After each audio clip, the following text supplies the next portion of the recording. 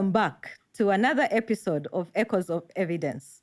My name is Lillian, and with me is my co-host, Dr. Evelyn Gitau. So in today's episode, we are going to discuss a very interesting topic. The issue we want to discuss today is who is investing in Africa's science? And we want to ask ourselves why it matters. Does it matter anyway? For those of you, our existing subscribers, welcome back. For the new subscribers, we also welcome you to this platform. On this platform, we discuss everything science, from health, agriculture, and climate sciences. So if you are one for these topics, you're welcome. When we talk about who is funding African science, this has been a topic of debate. Most of the science that you see has been funded by both our international partners and collaborators, but as well as our national governments. We've seen exponential growth in Africa's science, innovation, and technology. But at the same time, we have had questions raised around issues around prioritization when it comes to funding African science. And to unpack financing of Africa's science, innovation, and technology is Dr. Catherine Kyobutungi, who is our guest today. And I'm excited to hand over to my colleague, Evelyn, to introduce her. Great. And thanks, Lillian. It's exciting to be back again to the podcast and to have, for me, what is one of those people we've been trying to get from the start of the series when we started a few months ago. Yeah. Catherine, of course, for me, I've known Catherine for quite a long time. So I could say good things and interesting things about her. So Catherine is, of course, the Executive Director of the African Population and Health Research Center. For those of you who don't know, I spent almost 8 years there. So she was my boss. and now I count her as one of the people I reach out to when I'm looking for peer mentorship. She's really great in global health. She's one of the leaders. Catherine is one of those people who have fought for African science for so long and has also not only for African science and scientists, but for women in general in this in the continent, where she fights for the science that is relevant for us in the context that we needed to have. Has been the champion around how we decolonize research and science on the continent and how we shift the power imbalances. She's, of course, her background is rich. That's why she does the things she does. As a physician, epidemiologist, she has good tales about how she started in medical school in Makerere and how that framed her. She tells really great stories about her parents who, have really molded who the great woman is we see today. And she has also championed something that's been neglected over the years on the continent, non-communicable diseases. I think if you were to Google or go to PubMed today, Catherine is probably the first researcher who had numerous publications in this space in non-communicable diseases, even before we started talking about the double burden of disease. Her leadership has seen her mentor so many of us, and we're so grateful to have someone who has mentored and drives the advocacy that is needed for science. So Catherine, it is my pleasure really to have you on today, to have this chat. I don't know where it will go, but I know it's a topic that you're really, really passionate about in terms of financing and how we can shift this balance. Over to you. Oh, thank you, Evelyn. That is such an awesome introduction. So this is promises to be an exciting topic. So please join us. But before we start this discussion, Catherine, I'm going to put you on the spot. I have 3 very rapid fire questions, and they have nothing to do with science, right? So here we go, 1 minute for each. One thing you can't start your day without. I think I'll go with my phone. That happens to everybody now. Has to be on, fully powered, so I can check everything going on in the world before I can start my day. Okay. I want to know whether there's a nuclear war starting somewhere so I can take cover. All right. If you are not a scientist, what would you be doing? If I was born in the right part of the world, I'll probably be a Formula One driver. Oh, I love speed. I love speedy cars. And I get a thrill out of like a powerful car that is going, Yeah. at high speed. But since I was born Interesting. in this part of the world, I Yeah. think I'll just be a very nice doctor somewhere doing wonders and miracles, curing patients. The last one, a quote that keeps you grounded. There are many of them, but I'll go with I'm not afraid of failure. I'm afraid of succeeding at things that don't matter. Oh, That's by wow. William It's really Carey. powerful. So Wow. I like that one. Wow. Yeah. Nice. Very You can nice. succeed and you're like, okay, yeah. Yeah. So I want to succeed at things that matter. That's very, very refreshing to hear. Thank you, Catherine. Evelyn. It's interesting. I mean, I've known Catherine all these years, and she knows me and my Formula One stories and how I drive. I know how fast she drives because wow. we were always in trouble together in many different areas. But that's interesting. But Yeah. I'll pick up on the quote that you started because Catherine, one of the phrases any of us who have worked for you know is the so what of what you're doing. In everything that you do, Catherine has always emphasized so what? So what about that? So talking about funding, because I think this is where we are in the space, in the geopolitical shift that we're seeing across the continent. The first thing, of course, we need to ask ourselves is, have our partners actually funded what is relevant to us? Is that why we have to ask the question, what is African finance research? Why do we need it? Why are we justifying financing the research? So for me, Catherine, maybe you can tell us a little bit about why should we fund research on the continent? I mean, why should we be fighting for that space? Why should we be pushing our governments to rethink what is important to them? What is the so what about research? Because I think that really is the core of this conversation is we want money, yes, but we need to tell people what the so what of research on the continent. Yeah. Yes, what's the sort of research? And I'll use research and science interchangeably. I mean, I think just from the basics of science, really science is a process of discovering new ways of how the body works, of how maybe diseases are transmitted, from the health sciences part. But science really is in everything. If you see a road being built, probably somebody did a master's somewhere to realize that roads are built in a certain way. When you use your mobile phone, we are here in the studio recording. There's science behind almost everything that we use in daily life. So science has value in terms of creating new ideas, new knowledge, and solutions for society. And so that's where the question starts, the so what of science. And the way science is practiced, that if science is not optimally utilized, it can become an endless quest for knowledge. That there's recently one of the other quotes is that the purpose of knowledge is to do. It's not just to know. But if you're not careful, science can become this endless quest for knowledge. And therefore, if the system is not set up in a way that science translates into the so what, then we can end up with this quest where we spend a lot of resources, we learn new things, but what we know is never applied to solve any problem or to bring new innovation to society. So that's why it's important of who funds and what they fund.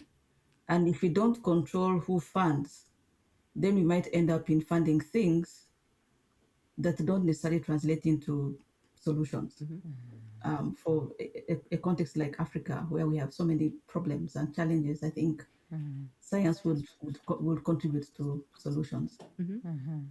Excellent. I mean, that's, we say it and we keep saying it, right? We know we need to be looking at our own research and funding our own research because we need to be the drivers of what we think is important, right? But Catherine, from a fast-growing organization like APHRC, whose influence and reach has been on an upward trajectory, and dare I say that most of the funding still remains to be from northern partners.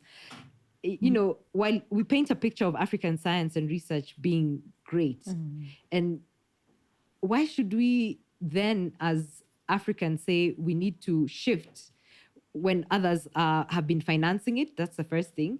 And we've also been beneficial to as a consumer. You've talked about the technology that we're using today, the laptops, the internet. We are thriving, or at least on an upward trajectory as consumers. So the question for me is really, what could convince our governments to actually shift, because for them, they're like, we're doing okay. Our GDPs are still growing. I don't know, maybe they are, maybe they aren't. There's some that are going the opposite way for various reasons. But who should be funding it? I mean, where should we tell governments? What is that solution that will allow our government to say, aha, let's shift our budget from line A to B to allow us to grow? Yeah. I think there's some direct responses to that. Maybe let's first see what is the problem. If the majority of the funding is coming from outside the continent, and of course we can throw in some numbers there. I think people would know or wouldn't know that Africa's contribution to the global knowledge production is very limited. In terms of scientific publications, which are like the metrics by which we quantify scientific production, I'm told we've moved from between 1% and 2%. Now we're between 2% and 3%. Okay. We are about 17% of the global population, and we contribute less than 3% of the scientific products, which is papers.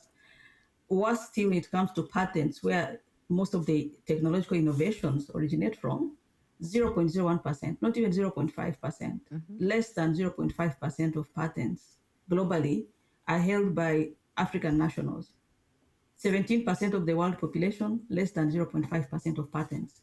So there's a problem there. When it comes to funding, the contribution of African governments to overall funding for research and development is less than 2%. So we are revolving around the 1%, either less than, slightly above 1% in these things.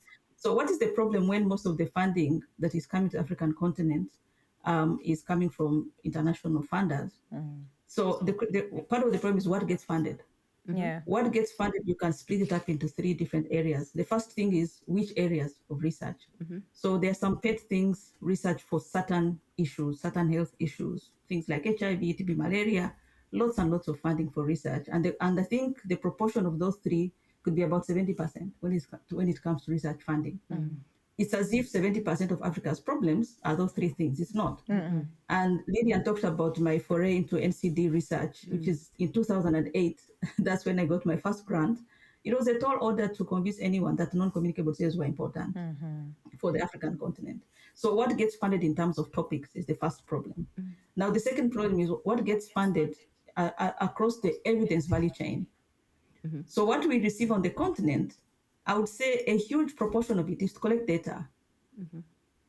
It's not to conceptualize, it's not to co-create, it's not to co-design, it's collect data. Once data is collected, it's not to process, curate, document, archive, reuse, use, it's not to publish. It's none of those things. It's usually one tiny little part of the data value chain is what gets funded. Now, the last part is those other things. If you get an innovation, you don't get funding to push it beyond. The fact that it was something that looked good in a lab or on paper. You don't get funding to push these things into the policy space. So we have start, stop, start, stop, start, stop. You have a very nice project, it gets funded, it stops, nothing happens. 3 years later, maybe you renew funding, relationships have been lost. So that's why we have this sort of suboptimal way in what gets things. So if I was government, let's start from the innovation part. Like some of these innovations, suppose an African scientist was the one that discovered, I don't know, the smartphone. Just imagine like the jobs that have been created just from that technology alone. But if we are starting and stopping and we're not moving these innovations far and we're not focusing on things which are important to us, then of course we are losing out. We could create jobs, we could create products, we could improve health, we could improve well-being. There are many other things that would come out of that. So if I was to speak to government, I would say, okay, maybe let's start from the job creation. Just imagine the jobs that have been created around messenger RNA technology all over the world. This could have been an African innovation. So if they're not persuaded about the value of innovation, maybe we'll talk about jobs. We can create thousands and tens of thousands or millions of jobs around science and innovation. I mean, of course, there are people who argue that, not everyone can be in the STEM related fields.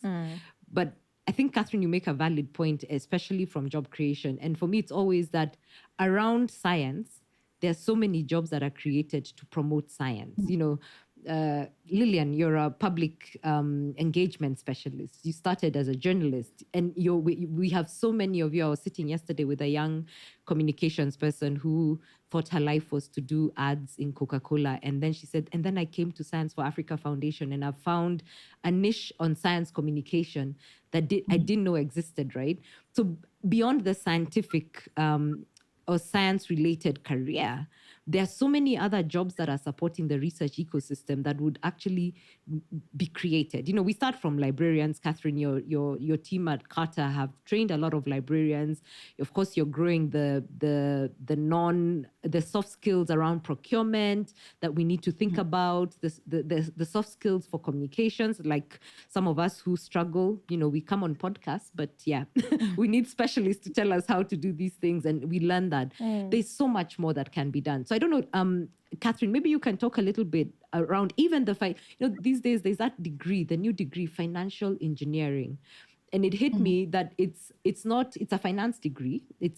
Some may argue that it's a STEM related degree, but actually a lot of the kids always wanted to go into banking, etc. But suddenly financial engineering is what we need to do to rethink the model of funding.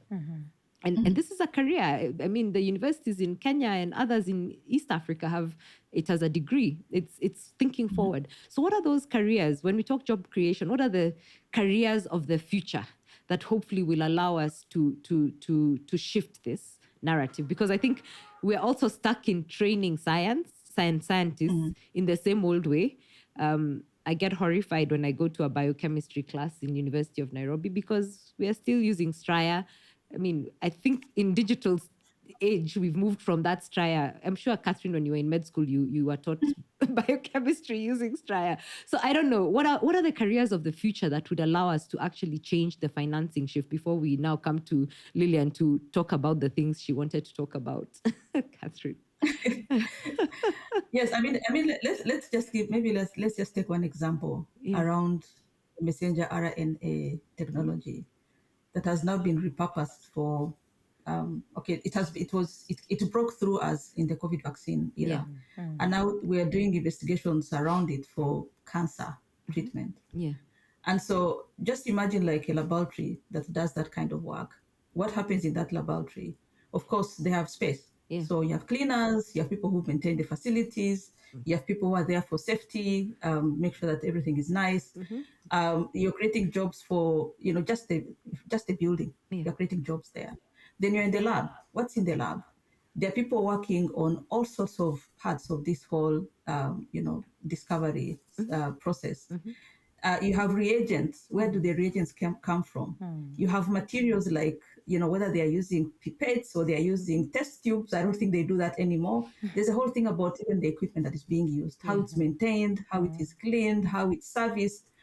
As you said, there's procurement. So even just a small lab, maybe that employs 100 people, you can create maybe another 200 jobs around it from the people that supply that. People go for meetings, they go for conferences, you have conferencing facilities. There's a whole ecosystem you can create around just the science itself. Yeah. And then, of course, the bigger thing would come if you get a discovery that can now be commercialized. Yeah. Then you create like a completely different set of jobs, whether it's people who are now working to produce the whether it's a vaccine, those who package it, those who fill it, there's safety, there's, infection control. There are so many things you can do around that. And then, of course, now you talk about the communications. What happens? You want people to use the vaccine, you need people to tell them it's safe. People produce posters, they produce infographics, they go on radio, they speak. Again, I think we're underestimating the way that we can actually harness technology to create jobs for Africa's young people. Yeah. So, like Evelyn said, Catherine, you've talked about a lot of numbers, statistics about the financing, whether from foreign funding partners or from governments.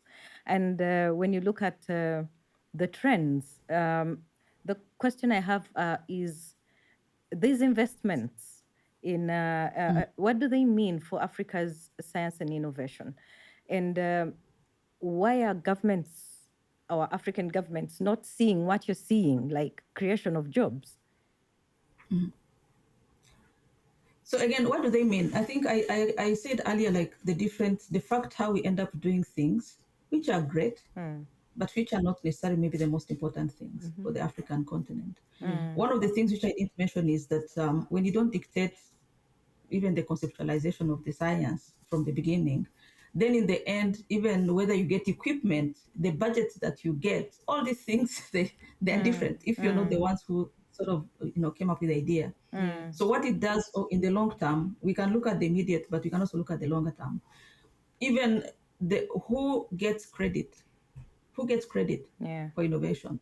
That's a big problem, because if you fund African scientists to collect data and you don't fund them to publish it, you don't fund them to push innovations beyond the discovery, you don't fund them to engage, whether it's in conferences, whether it is in expert committees, you don't fund them to engage with government, who gets the credit? That is at the heart, actually, of some of the problems that we have. So when people don't get attribution and credit for their contributions, because the funding system is skewed to restrict them to these mundane things of data collection, then with time, we're actually narrowing the gap. Yeah. We are sort of widening the gap between who has power, who has influence, who sits on a WHO technical working group. It's somebody with 200 papers that an African scientist will never get, because the African scientist was never funded to publish the papers. Who gets to sit, on some of these big institutions where decisions are made? It's people who have this kind of profile. So we keep on like widening the gap in terms of power and influence with African scientists. So even as governments, from a self-preservation perspective, if you want your people to be at the table when we are discussing things that affect the African continent, then you need to push them through this whole career development pathways that other parts of the world, are utilizing. So why are they not seeing it?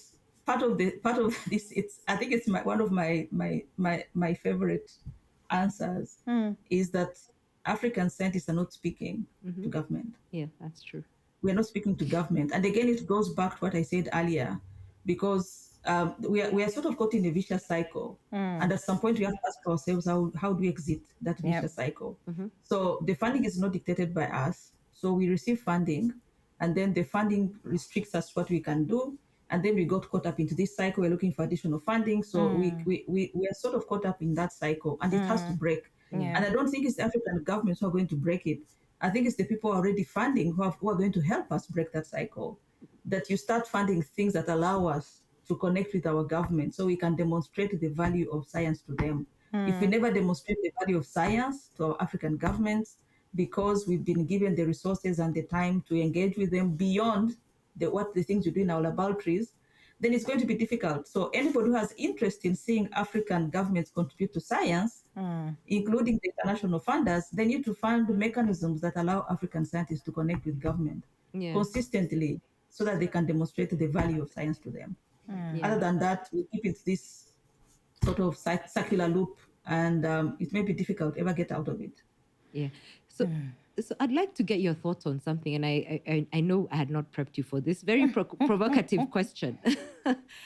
Of course, we saw the global shift, and there was a lot of funding that was pulled out that was helping our governments fill in a plug in terms of primary healthcare.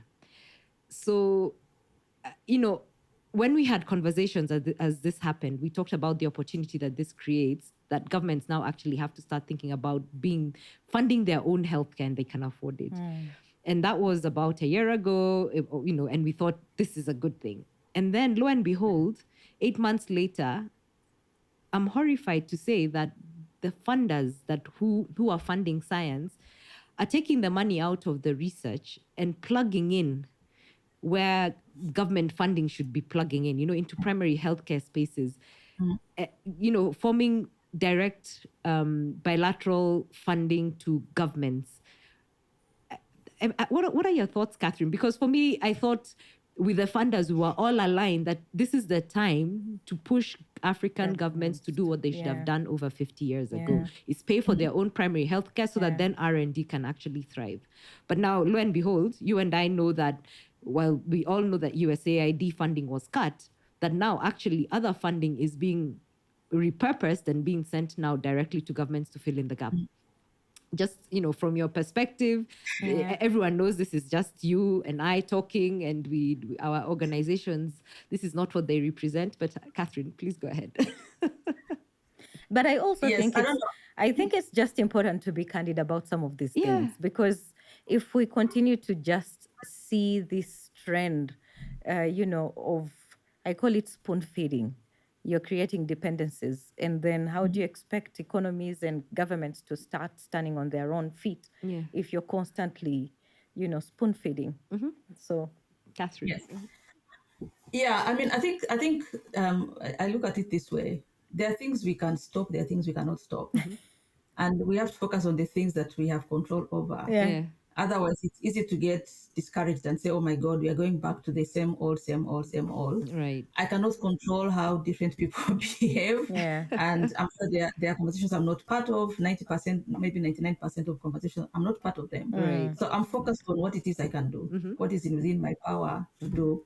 And what is within my power is to keep on advocating that there are things that need to be done in a certain way. Yeah. Not that things need to be done and leave it there. Actually, try to provide some concrete ways in how those things can be done.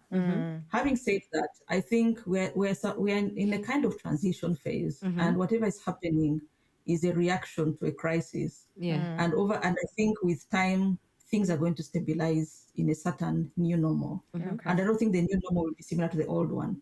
So for now, I think it's understandable that if there's a crisis, people have to say, we cannot sit and say, okay, let maybe babies die, or let people who are getting ARTs die. There are things people are going to do in the short term. Lots of people are reviewing their strategies, they're strategizing. So within a few months, I think there will be much greater clarity about where this is going. And then now, depending on how we've shaped the system, we may end up with a completely different system. We may end up with a system we don't like, but it's not for lack of trying. Let's try and fail to shape the system rather than saying, okay, the system is there. And so, so for me, I'm really focused on what is possible, what is within our power as African scientists, what is in our power to do. We keep doing those things. Some of them will work, some will not work. Everybody else is also looking out for their own interests. So it's the question in the end, how we're able to at least make sure that we get the best out of this current situation and not leave it to chance. Yeah. Great. So you were one of 5 global voices that was selected recently to speak and talk about these things and to try and shape new ideas of reforming this. For our audience, and especially for those of us who are researchers who are looking up and saying who's going to help us frame it right, what do you think you can tell us from this process in terms of hope, and how, what you think we can do to be part of the solutions that you've mentioned, or even really reimagine and rethink the way we can work or contribute to it? Can we piggyback on what the 5 voices have said? Maybe tell us a little bit of what that was, and how then we can build on what you've started. Yes, I mean, I think maybe one of the lessons is in the fact that I'm there and I received this email like, oh, can we talk about this? I'm like, okay, let's talk. And then they're like, yes, we want you to write the piece for Africa. I was like, oh my God, just imagine. Like, this is one of the biggest funders for science coming and saying we should write a piece that represents Africa. And of course, it was clear that this is an opinion. This is not something which is based on any kind of whatever it is. But the fact that I was approached was like, okay, maybe there's something that I'm doing right in terms of being out there and putting myself out there. And I think maybe that's where the greatest lesson is. That we have lots of opinions, we have lots of solutions, and it's not sufficient to have these solutions that we talk about them in staff meetings or in project meetings or on our WhatsApp groups. We rant about everything that is wrong with Africa. It's a closed group. Like, the only people, your audience is your colleagues who are as frustrated as you are, who don't have the resources to drive change. So we, like, African scientists, need to put themselves out there, whether it's writing a blog, whether it's writing a commentary, an editorial, an opinion piece, whether it's a LinkedIn post, whether it's a tweet, whether it's, I don't know what it is. We need to put ourselves out there. But before we put ourselves out there, I think we need to have, like, sort of articulate in our view what we think is the problem and what we think is the solution, not just talk about problems, what we think is the solution, and put it out there, and defend it to the extent that is possible. And the next thing is, when we get platforms, let's use those platforms. Yeah. Somebody said that, if you're not invited at the table, bring your own chair. Okay, so like all these things we are doing, if we decide we are going to write blogs and talk, it's because maybe there's no table we've been invited to. We are creating our own chair. Yeah. But if you're invited, check the table. Yeah. Like it's not. There's nothing wrong with shaking the table. Maybe that's another lesson. There's nothing absolutely wrong with shaking the table. And what gives me hope actually is that almost everywhere I look, almost all the engagements I've been involved in, the people recognize the moment and the need for reform. Yeah. And I don't think this is by accident. It's because there's been a lot of advocacy over the last, I would say, 5 years from different quarters. And once we got here, people are now going back to all these things that looked impossible and saying, yes, I think really this is the right moment. So there's appetite for reform. Yeah. And it would be a shame if we lost this opportunity as Africans because we are still like folding our hands and looking on. So whether we're at the table or not, as I said, I contributed this paper to a process that is, I would say, sponsored by Welcome. Yes. That is a global process. It's happening in different regions. I contributed, but there are many other people who are contributing. There's a survey out there. There are webinars. There's an email you can send a position. I think we should not lose the opportunity to contribute and shape what happens. Yeah. And once that process ends, it can end in one way. It shouldn't stop us. Yeah. If it ends in a way that we think is not satisfactory, we should keep on like articulating what we think is the right thing to do. Eventually, maybe our government will listen. Yeah. Eventually, somebody will listen. If not, there's no harm. We just keep talking. Okay. So there's something related, but we haven't talked about it. This is happening in tandem with budget cuts for higher education on the continent and globally, really. And the realization that we're at risk in turning academia into things, the thing that the rich folk can access. So maybe what are your thoughts, and how do we get academia back on track to being the leaders of R&D and also ensuring that in doing that, we're also not excluding external majority of the populations, because the funding cuts, like in the country we're in Kenya right now, we know higher education is taking a hit from the government. And this, if you go to Ghana, if you go to many of the African countries, this is uniform, that there's a reduction in the type of resources that are being put in by government. What are your thoughts around academia and what we can do to... I think there's definitely a shift. The reforms that are needed in higher education need to happen, but we cannot do this at the cost of inclusivity. And right now, I feel if we do not stop where we are going, we're going back to the 80s, where education and higher education was exclusive. So what are your thoughts around that? Because for me, I feel that if we don't fix this, R&D then will still also grow into that. It's exclusive. AI is exclusive for schools and kids that have gadgets. And that shouldn't be it. It will leave out a lot of people. What are your thoughts here? I think that maybe those are the vicious cycle I talked about earlier. Yeah. And I think the ease with which governments can cut funding to science is not an accident again. I think there's something which happened a while back and people started questioning the place of science. Yeah. So for me, I see this as part of a global trend where science is being maligned, science is being questioned, and we are in an information economy. And scientists have retreated from the public square, and there are many other players who have come into this public square and fill the vacuum that typically should have been occupied by scientists. Yeah. So scientists have not adapted to the current reality of the knowledge and information economy. They have not. Yeah. Because in the past, it was sufficient to say, I'm a doctor. And people are like, oh my God, you are amazing. Yeah. It was sufficient to say, I have a PhD. And people were like, oh my God, you're like, something that is... It was okay because there were very few people. There were few doctors, there were people with PhDs, there were all this. You would say, I'm a scientist. And people are like, oh my God, they look at you in a certain light. That has changed because in the attention economy, there are many things which take people's attention. Yeah. And the absence of scientists, these things are narratives which put question marks about science. Yeah. And the narratives have spread and completely unchallenged. Yeah. So with time, even governments are asking themselves, why should we pay for science? Why should we pay for research? Yeah. And the scientists are not there to challenge them because we vacated the public square and left it to all sorts of people Yeah. who are driving narratives, like pushing out videos every day, pushing out all these clips. They're on TikTok, they're everywhere. They have millions of followers, and Yeah. they're influencing young people. Yeah. So it's very easy to say we are not paying lecturers. You won't even hear anybody. Nobody will bat an eyelid. It's very Yeah. easy to say we are defunding the biggest research institution on the continent. Nobody will bat an eyelid. You know, in the US, when they were decimating NIH and CDC, people were like, yeah, defund them all. What do they actually do? Yeah. Just imagine, what do they actually do? Because we have not adapted to the information economy to Yeah. make the case why science is important. Yeah. And so if you're in a cycle, again, we go back to the question of how do we break this cycle?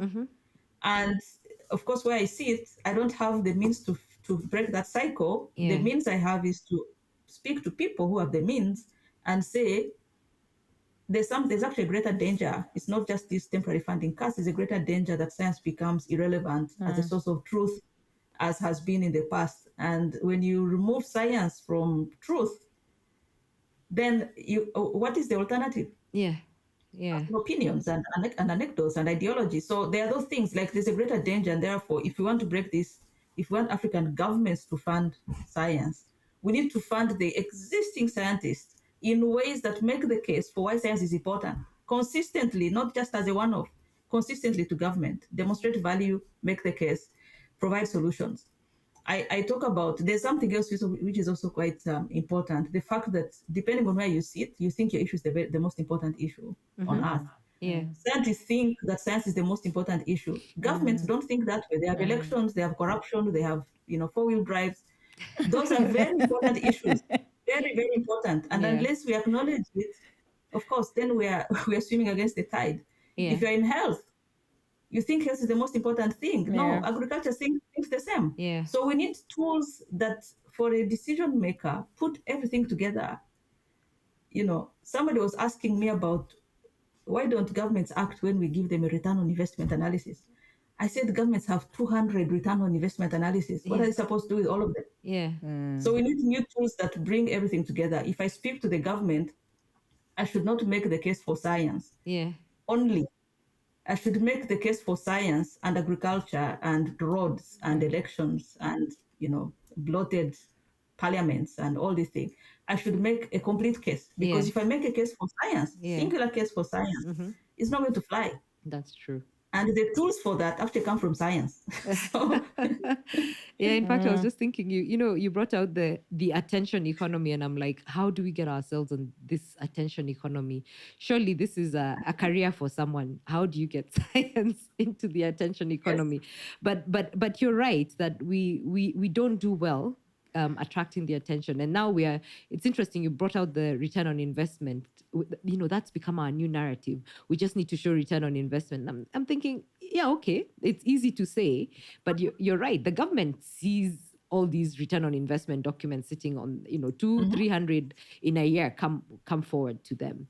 So I think it's that link between the systems, a systems thinking, and actually now approaching everything from a systems thinking approach. So from a financing perspective, Catherine, and I know you're quite passionate about systems thinking, what can we do? What are the tangible solutions that we can use, or even start approaching, or even provide evidence to?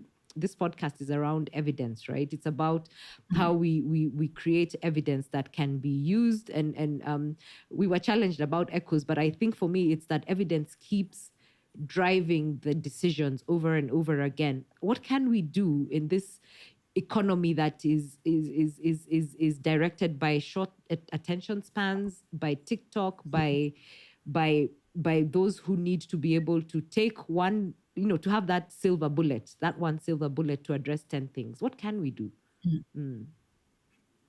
I think the big question is, who is we? Who is we in this equation? So I'll speak from a certain person. I know what Science for Africa Foundation does. So you occupy a certain position. Yeah. and I occupy a certain position. Of course, I'm a scientist, but I'm also leading a research organization. So the question is, who is we? We sort of Yeah. occupy different spaces. Exactly. And the thing is, who is in a position to break the cycle? Who is Yeah. in a position to break the cycle? Mm-hmm. And I would say the current funders are in a position to break that cycle. Yeah. And they can break that cycle by doing things, Mm-hmm. by investing in things that actually facilitate the stronger engagements of scientists with their own governments. Mm-hmm. Only then can the scientists demonstrate value to government and then convince them to fund Yeah. science. So there's actually some kind of self-interest for all parties concerned. Mm-hmm. So I'll just give an example. And the examples given of one of these institutions in Kenya, which provided a lot of technical assistance to government during COVID, and that is CIMA. Yeah. That is the Center for Epidemiological Modeling Yeah. and I think analytics or something like that. Yeah. It's at the University of Nairobi. Yes. So when COVID happened, the government looked around. Somebody said, "Oh, by the way, there are guys who do this stuff at Nairobi." And all of a sudden, CIMA was dragged onto the table, and they did all this amazing stuff for government. And now that relationship has not been broken. But part of the reason it has not been broken is because there are resources to keep that relationship running. Yeah. Suppose CIMA, I don't know how many people they have. Suppose there were 10 times the number of people who are at CIMA. Yeah. Suppose they were there at the University of Nairobi. So that is not during COVID that they are present. Like when governments want solutions, there's somebody who is always present. Mm-hmm. And that's one of the proposals I'm making when it comes to how we reform the global health architecture. One is that we need to create systems within African academic and research institutions where government can get support anytime it needs it. Mm-hmm. Now, beyond that, again, what are the things we invest in? Because we can keep on investing in discovery and finding new things, but you can also invest in developing new tools that are directly linked to what government wants. Yeah. Because the current debates about efficiency, okay, so if I was tell the government of Chad that how do you create efficiencies in your health system, just like that, would they actually create efficiencies? No. This is something which needs an academic exercise from, I don't know, health economists, and I don't know, health systems experts, and all these experts to come and say, okay, there's a certain model that we've done and tested that says if you put this input here and that input here, and this mix of input will give you the greatest efficiency. That's an academic exercise. Yeah.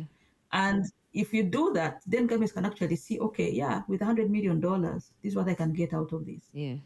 There are things like, we talk about, if we have limited resources, how do we create health? We can create health by preventing disease. How Yeah. do we do that? There are many ways in which you can prevent disease. We need somebody to sit down and say, okay, if you do X, Y, Z in this configuration, in this dose of, I don't know, vaccination and I don't know, family planning, this is the outcome you get at the end. So with $100 million, you can still get health. Yeah. And this is how you bring in agriculture. This is how you bring in, those are academic exercises. And if we are to break this cycle, we need the resources that help us do that. Yeah. And as we strengthen that glue by providing value to government, then we can start talking to government. You see, we helped you use your $200 million, and you see your health system is strong. Okay, now we can do now those other things. But as long as we keep disconnected, it's very hard. Okay. So, Lillian, I know you want to go, but one No, thing it's okay. I want to talk about, ask you, Catherine, is around that level of resources and saying that we can do more with less.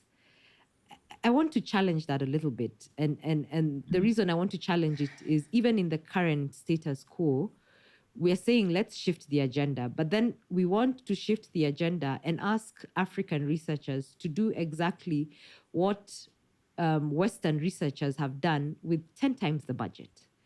And in reality, if you want excellence, you have to pay for that excellence. And it's expensive to even waste time throwing suboptimal resources.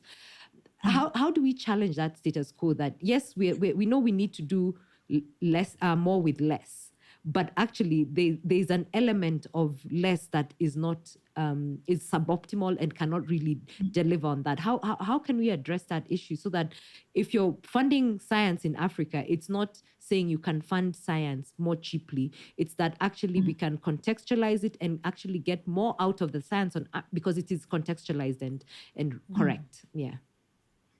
Yes, I totally agree. And when you talk about efficiencies, it doesn't mean that you pay 10 times less for the same work Yeah. that was being paid to somebody maybe in a global north institution. Yeah. I think efficiencies were coming through this intermediary role. Yeah. So let's say a funder gives $5 million, Yeah. to do a project around XYZ, and this project is in 3 countries. Now the grant holder maybe is based in the UK, and or maybe it's based in the US, and this grant holder has indirect costs, right? And some of these indirect costs, especially for US-based institutions, they were insane: 55%, Yeah. 65%, 60, 40% indirect costs. That's a lot of money. So you put indirect costs in a project. So it's $5 million. It's not 40% of 5 million, because the indirect in the end becomes part of the whole, but it's close, maybe 35% of $5 million. For that is assuming somebody's taking 40%. If you're taking 55, it could be about 45% of the total cost is indirect cost. Nothing at all to do with the project. Zero. It is money that is ticked. Once the money is spent, it goes into the institution account. 45%. Now, in addition, you pay for people sitting in the northern institution. Yeah. The PI, the co-PI, the project, whatever. You pay for all these people. And then once you pay for their time, then you bring the work to University of Nairobi or Makerere University, and they do the actual work when it comes to data collection. So you outsource some of these elements, but there's an oversight structure that costs as much as the money for collecting data. Yeah. So the inefficiencies were really about the intermediary role that was being played by the northern institutions. Yeah. And then, of course, now when it comes to, okay, how many PhD students? There are 20, all of them are registered at Harvard. Yeah. Okay, the cost of a PhD at Harvard is not the same as a PhD, I don't know, at Makerere or University of Nairobi. Yeah. So there were all these things. If you take out the intermediary role, alone you can actually maybe save 45% of the money. You can use 55% less of what was available just by taking away the intermediary role. Yeah. And then after that, now you can start looking at other efficiencies. When you think about the health system, there are efficiencies in terms of duplication and overlapping roles. There are efficiencies in terms of the health system delivery itself, healthcare delivery.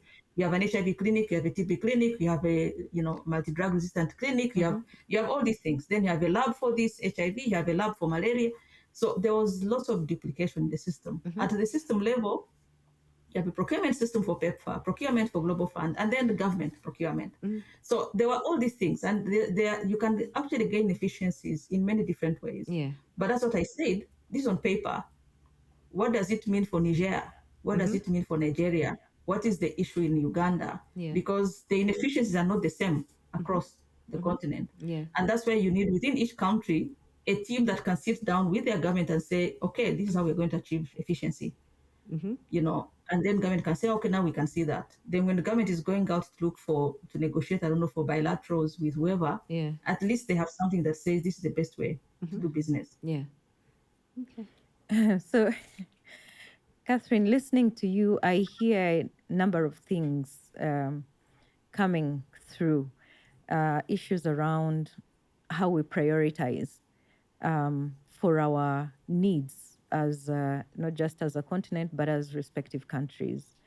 A bit around, I could say, power imbalances in some ways, and also a lot of dependencies. So the question that I have for you is, how can we work around finding a balance in terms of or creating equitable partnerships, between the partners in the north, but also the scientists on the continent? So I think you talked about power. I think everything is about power. It's not. It's not in some instances. Yeah. Maybe 90% of the problems you have are due to power imbalances. How do we create that? Again, we got the question of we. So there's a role for us who are on the continent, but of course, even on the continent, if you talk about African scientists, we're not homogeneous. I occupy certain position. I have certain. Like the institution I run has a completely different kind of funding model and modus operandi compared to somebody running another institution, compared to somebody in the university. So even the we is not homogeneous. Yeah. So, and then of course there are others who are outside the continent. And I keep on going back to funders because funders really have a role to play in shaping what happens. They may deny it, but they actually do have a role to play, and they have leverage, and there are certain levers they can pull to sort of right the system. So how do we? And then of course they are the scientists themselves from the global north, from the global south. So the global north scientists need to behave in a different way. Part of it is recognize that this is power play, and then figure out, okay, how do I seed power? And in what ways can I seed power? You can seed power through money, but you can seed power in terms of roles. You can seed power in what you see your role as. Just don't do. Okay, you brought the money, let other people do. You don't have to do things. You can facilitate the access to resources, but you don't have to do things. Let the people on the ground do. Then now you can focus maybe on innovation and skills sharing. There are skills that you have that we don't have. There are skills we have that you don't have. Share what you have. We share what we have. But I think at the end of the day, it is we need new skills actually when it comes to training. Yeah. Because if we know that we are operating in a power system and we want to change the power equation, then we must learn new skills on how to do that. How do I step away and let other people do? How do I listen and respect what people are saying?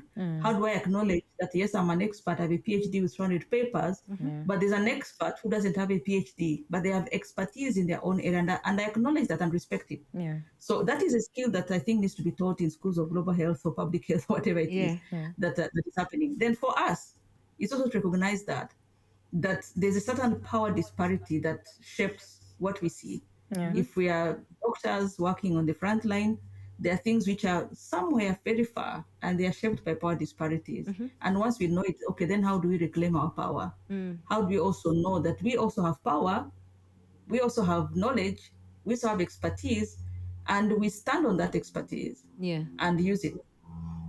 So if we're African scientists, if you know that there's power, then how do I navigate it? Evelyn talked about doing science cheap. If we are to ask all the universities on the continent what is their cost structure for doing research, I don't know whether they actually have a standard cost structure. If it's a professor at this level, this is the cost per day. I don't think we have this kind of standardization. These are simple things that you could actually do, and when there's a call for proposals, you pull out this standard cost structure so that what you do is rewarded commensurate with the effort that goes into it. Not to say, yeah, it's okay, this one give 50,000, that one you can put 100, this one put 10,000. Just out of the heart, you put costs. And then they say, okay, science is cheap. No, it's not. It's because actually science is being subsidized by African governments who pay salaries. So because the professor has a salary, they can afford to take something for 5,000 because their salary is paid by Kenyan taxpayers. So there are those simple things about how we negotiate and how we see the value we bring, and then make sure that we get the right deal out of any kind of engagement. I think we need to call some of our recent experiences. I was reading this book by Brene Brown, and she has 4 types of power. And I reflected a little bit, Catherine, on what's happening. So she talks about power over. And when we're working with Northern partners, they've been used to having the power over us, right? And now we're saying, let's reframe the power and the equity in our partnership so that we have power to, power with, and power within. Now, the resistance, Catherine, to give up that 45, 55% indirect cost is actually quite high right now. So when you're talking, you're working with these, but they don't recognize it because they've been so used, it's hundreds of years of them having power over us, the conversations around decolonization, that in their head they say, but we are working with you, we're at the table, we're bringing you to co-create. But they're not giving up the power over you when it comes to financial decision making, because they say, oh, even if we're the ones who got, like if you're getting a UK government to pay through a UK institution, they'll be like, but we have to be accountable.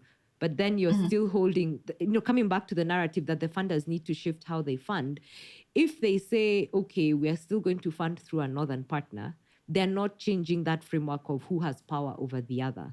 They need to think about the 4 types of powers and say, how do we enable everyone so that the power is shared within and it's for everyone, okay? So I really, this is something that we really need to think about. I think we need to keep calling out our funding partners to say, you've got to take responsibility and take the risks that they took with many of our northern partners who I don't even think have any better skill set in managing finances or managing resources. In fact, we, in a way, have better ways of managing resources because you've got a little purse. So that That's little so true. you're that mother who has to feed the 10 children with very little, with 1 loaf of bread. But yeah, Lillian, you had something to say. I'm just listening and I'm asking if, and this is just to throw the spanner in the works. If I was a funding partner, external funding partner, would I really secede power? It's just a rhetorical question. But Catherine, do you see the place of private sector, domestic private sector in Africa's R&D? Yes, very much so. There would be a role, but of course the conditions have to be right. I think I'm not sure whether you've been part of this debate about this person who wrote this thesis about African professors, and then it's generated all these very robust debates about African. So the system is already not producing products that would attract private investment. So that is the beginning. If you're in a cycle, where do you start? Yeah. Because private sector would be persuaded if there was like this pipeline of products that they can see all the time. So there's a potential for that, but I think the conditions are not right. The conditions are right for some investments by the private sector in certain things, but not necessarily to say that there's such that the ecosystem is so awash with innovations that people can now start investing. I think there's statistics about how many innovations survive. There's a value of death, and I don't know all this stuff. It's a minuscule amount of innovations survive to commercialization. So you need a huge pipeline that then now makes it possible to say, let's partner with the private sector.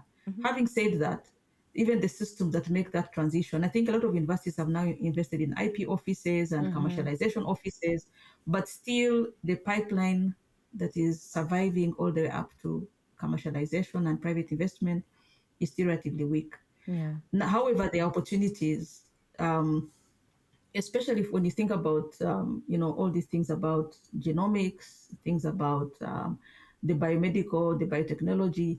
There are opportunities by virtue of the nature that I don't know whether it's God has bestowed on Africans. So there's something there. There's something there that can be harnessed. And again, when I look at our governments, just the example of the messenger RNA vaccine, this is something which took years, incremental innovations, until we got this breakthrough. If you look at I think the AstraZeneca vaccine, it was many years of research about vectors. This whole thing about which vector carries the antigen, and then when COVID happened, they just repurposed research which was already going on, I think, around influenza, and they put the COVID antigen there. So it takes years to get these kinds of things, but once you get this breakthrough, then you open many doors around that. Yeah. So that is the question that African governments would have to ask themselves. What is the beginning point? You can start by investing, let's say, in virology. Just put up infrastructure for virology and give people resources to do virology research. And you'll see maybe after 5 years, you get this breakthrough, or 10 years, you get this breakthrough that can actually transform the whole economy of a country. So we need some beginning points. And those beginning points, they're going to come from government, or they're going to come from, the existing funders. And there was a question about, will funders cede power? Why not? Because you have to start questioning for who are we doing this science? Yeah. For who Yeah. really Yeah. are we doing this science? Yeah. It can't be that you're funding science that really, when you try to peel off the layers, you realize that it doesn't serve anyone other than, you know, the careers of the scientists. Yeah. So why would you keep funding that kind of science and not the science that actually has potential to transform even 10 lives? Yeah. So if the funders could ask themselves those questions, then they could actually question even the funding models. Yes. There's no reason why we are practicing science, where the majority of the scientists are not proximal to the problems. And those proximal to the problems are not being given the chance to investigate those problems and solve them. So for what is the science? Yeah. If you answer that question, then I think whether power is going to be seated or not becomes moot. Yeah. So I think the private sector one always then comes back to, you're constantly hearing that we have, there are those Silicon Valley type cities coming up in the tech industry. And so when you're talking about science and science innovations, and then the venture capitalists and what they should do, we're trying to say we can replicate what Silicon Valley has done, which is not true, because we know there are so many gaps in the ecosystem that VCs always come in with intention, but they cannot fill supply chain issues. They cannot sort out infrastructure issues. But what can governments do? Are there things that governments can do to enable fund managers, for example, to feel more secure in these ecosystems? Because there must be a solution so that venture capital can actually be infused in innovation, because we actually do have a lot in the pipeline of research. A lot of discovery has been done, but it dies not because they're bad innovations, but because there's hardly any funding that will take the risk to scale them up. Are there things that we can do structurally from a government perspective, from an ecosystem perspective, that could enable this private sector to thrive a bit more? And just to add to what Evelyn you're saying, Yeah. I question how national research funds, for instance, Yeah. allocate funding. And maybe that's an area where governments should also come in and try and find out what have the investments done. Because if they are allocating some money to national research funds, then how are those funds allocated? Yeah. Are they really looking at the priorities that need to transform issues on the ground? Yeah. Yeah.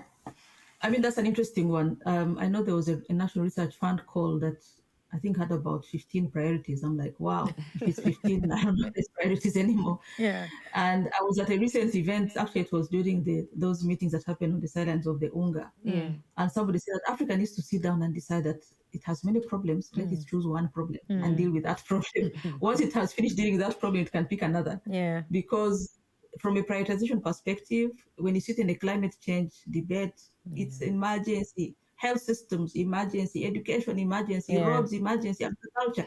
There are so many Everything. emergencies. And I think we need to sit down and say, maybe let's pick one and deal with it decisively. Then we can pick others. Maybe let's pick 3 things and deal with them. But maybe that's not possible. Yeah. So what can governments do? I think regulation. And it takes me. I know there was an event, and I was actually with Evelyn. I don't remember where it was. I think it was in Belgium. Yeah. And where we had a panel, and there were 2 executives from pharmaceutical industries. Yes. Yeah. And one of the recurring themes was about the insane data regulatory framework in Africa. Yeah. Because investors don't want to think about Kenya only. Yeah. If you think from a scale perspective, they want to know, okay, if I invest my resources, at least the African market is what, 1.5 billion, 1.7 billion. I don't know how many people. They want to be sure that if I invest in Kenya, then I can tap into maybe the East African market, and progressively maybe Central Africa, and then progressively the whole continent. Yeah. But then you find that the data regulatory regime is insane. Every single country has its own data protection laws. Some don't have, they're contradictory, they don't allow for cross-border. So there are those things, like, can we come with some kind of harmonization? That's a very basic thing, not impossible to do. And now with AI coming in, it's the same thing. Some countries have not even sat down to say, what is our AI strategy, what's our AI policy, what's our AI law, or any kind of thing that can regulate AI. When they do, there's disparity in terms of all this. So without harmonization of cross-border, continental level kind of things, very difficult, and that's something governments can do. Now, of course, the second again is to see, okay, how do you make an investment case? Because people want to see, yeah, okay, if I put money, there's a return on investment again, as we said. But for now, the narratives again in Africa is not about solutions. Narratives. So first things first, let's government invest in those things that help academics and scientists to move some innovations somewhere where they become bankable. That is the beginning point. But if you start from bringing resources without fixing the pipeline of those, and so it's like mapping up the whole value chain and saying, okay, at this particular point in time, if we invest resources and we pull out some of these dying innovations, maybe 100 of them every year, then only then can we start looking for investment. But if you bring investment and then after 5 years there's no single thing coming out and they leave, them and never come back. So first things first, prioritization, and then mapping out the process to see where we'll get the best value for money when it comes to maybe minimal investments. Okay. I mean, I think the point there is really for governments, they can and should be able to de-risk some of the early research, so that, like for AI, we funded AI grantees 18 months ago, and many of them were delayed because most of the ethical review boards and they just said they just don't have the capacity to assess the risk. So they were delayed by 1 year. This is AI technology. So by the time they started doing their work, it's moved on. So many of them are then writing to us to say we need to change our project because things have shifted. So there are things that we, from a regulatory framework perspective, from a government perspective, we can de-risk such projects because by ensuring that the systems are in place, that when innovators need approvals, they're not taking longer than what the research should take. I think there's some basic things, and maybe that's the narrative we should push, and maybe we should prioritize that from a science diplomacy perspective. But just thinking through, I don't know, when we're heading towards this, then there are also those vulnerable populations. I'm passionate about the fact that today we are here, nice podcast, 3 ladies talking about things that matter, and they really, they matter to everyone. But the reality is that 50% of our African population continues to be left behind, the women, in many areas. This is where we are the positive deviants, if we want to say that we can speak and have a voice. Catherine, what are your thoughts in this science ecosystem, especially from a financing perspective? How do we ensure that we're not leaving behind most of the population? And here I speak women, but I also speak about populations and underprivileged people, because as we move fast, those who have some resources are the ones who are going to keep up. And I'm always concerned that the race is always going to be for the prize horse, because he's received everything. He's the breed. He's the right breed. How do we ensure that that doesn't happen in this space?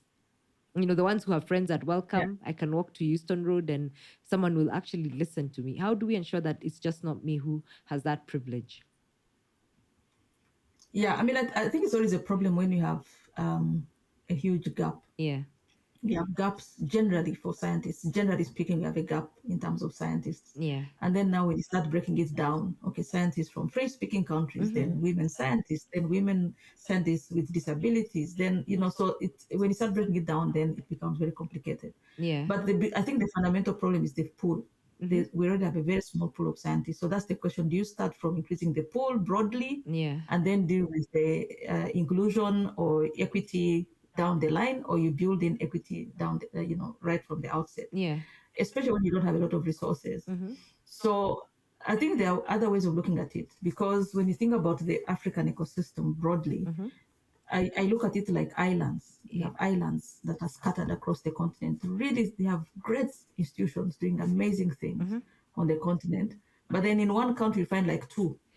And they're all in the capital. Or maybe then if you go in another country, there's not even one that is at the same standard as those 2 amazing ones. So we have a lot of disparity, whether it's geographic or within country, then now you break it down, gender.